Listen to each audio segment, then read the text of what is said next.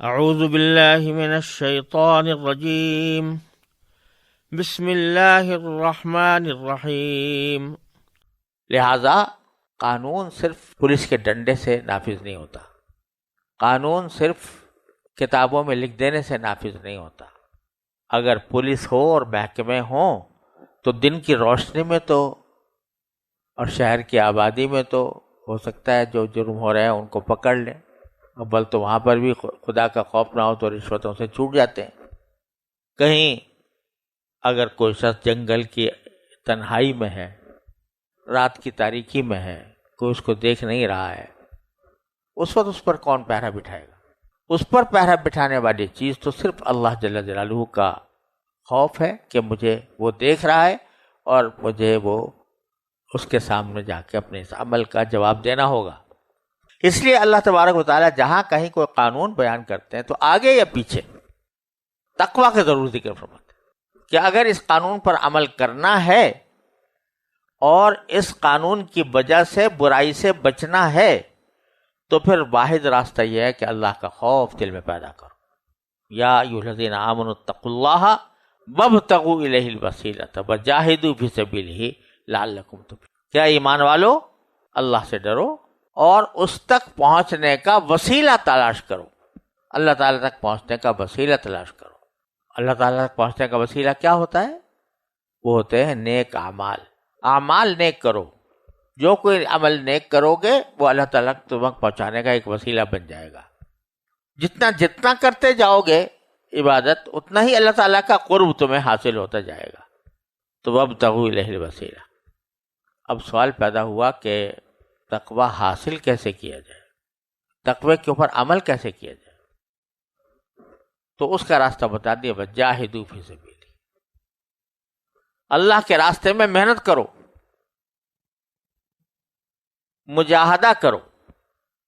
اس سے مراد وہ جہاد بھی ہے جس میں دشمن سے لڑائی کرنی ہوتی ہے، اس میں جنگ کے دوران آدمی اپنی زندگی کی بازی لگا دیتا ہے، تو وہ بھی مراد ہے۔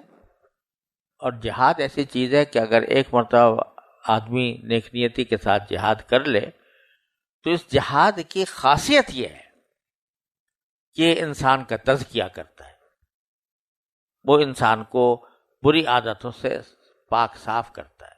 یہی وجہ ہے کہ صوفیاء کرام جو اپنے مریدین سے مجاہدات کرائے کرتے تھے لمبے چوڑے، وہ کہیں صحابہ کرام سے منقول نہیں، کیونکہ صحابہ کرام رضی اللہ تعالیٰ عنہم کو اللہ تعالیٰ نے رسول کریم صلی اللہ علیہ وسلم کی صحبت عطا فرمائی تھی، اور آپ کی صحبت میں جہاد کی اور قتال کی توفیق عطا فرمائی تھی، تو اس کے نتیجے میں ان کو جو مصنوعی مجاہدے ہیں ان کی ضرورت نہیں پڑتی تھی، جیسے صوفیاء کرام نے کرواتے ہیں نا لوگوں کو کہ تم حمام جھونکو، تم لوگوں کے جوتے سیدھی کرو وغیرہ، تاکہ اس کے دل سے تکبر نکلے۔ تو صحابہ کرام کو اس سب کی ضرورت نہیں پڑی۔ کیوں؟ ایک مجاہدہ تو ان کو مکی زندگی میں پیش آ گیا تھا کہ دشمن تذیتیں دیتا تھا اور اللہ تعالیٰ کی طرف سے حکم تھا کہ تمہارا ہاتھ نہیں اٹھنا چاہیے۔ تو ایک تو وہاں بھٹی میں سلگایا گیا صحابہ کرام، مدینہ منورہ آئے تو وہاں جہاد اور قتال میں مصروف کر کے اللہ تبارک و تعالیٰ نے ان کو کندن بنا دیا۔ تو اس لیے مجاہدہ جو فرمایا جا رہا ہے یہاں، اس سے وہ مجاہدہ بھی ہے مراد ہے کہ جو جنگ کی صورت میں کیا جاتا ہے، اور امن کی حالت میں جو انسان جو کوشش دین پر عمل کرنے کے لیے کرتا ہے وہ بھی مراد ہے۔ وجاہدوا فی سبیلہ، اللہ کے راستے میں جہاد کرو، محنت کرو۔ بتلانے کا منظور ہے کہ یہ نہیں ہوگا کہ تم گھر میں بیٹھے رہے ہاتھ پر ہاتھ رکھے ہوئے اور کوئی تم سے اللہ تعالیٰ کے راستے میں تقویٰ تمہیں اچانک لا کے دے دے گا ایک لقمے کی شکل میں جو تم نے کھا لیا۔ نہیں، اس میں تھوڑی سی محنت کرنی ہوگی۔ محنت یہ کرنی ہوگی کہ جب کسی طاعت کی بجاوری میں، کسی عبادت کی انجام دہی میں سستی ہو رہی ہو تو بس یہ مجاہدے کا وقت ہے کہ اس سستی کا مقابلہ کر کے وہ کام کرو۔ اور جب کسی گناہ پر دل آمادہ ہو رہا ہے تو گناہ پر دل آمادہ ہوتے وقت اس آمادگی کا، اس جذبے کا مقابلہ کر کے اس سے بچو، زبردستی کرو اپنے اوپر۔ تو جاہدوا فی سبیلی کا میں عرض کیا کرتا ہوں ترجمہ ہے کہ زبردستی کرو اپنے اوپر، جس چیز کا دل نہیں چاہ رہا لیکن کرنی ہے وہ کرو، جس چیز کا دل چاہ رہا ہے نہیں کرنی ہے تو وہ اس سے اپنے آپ کو زبردستی کر کے بچاؤ۔ یہ کر لیا تو لعلکم تفلحون، اس کا انجام بھی ہوگا کہ تمہیں فلاح حاصل ہوگی۔ اور پھر ساتھ میں اس کا دوسرا پہلو بھی اللہ تعالیٰ نے بتا دیا کہ اگر کوئی شخص یہ تقوی اختیار نہ کرے، ایمان کے تقاضوں پر عمل نہ کرے تو کیا ہوگا؟ تو فرمایا ان الذین کفروا لو ان لهم ما فی الارض جميعا ومثله معه لیفتدوا به من عذاب یوم القیامة ما تقبل منهم۔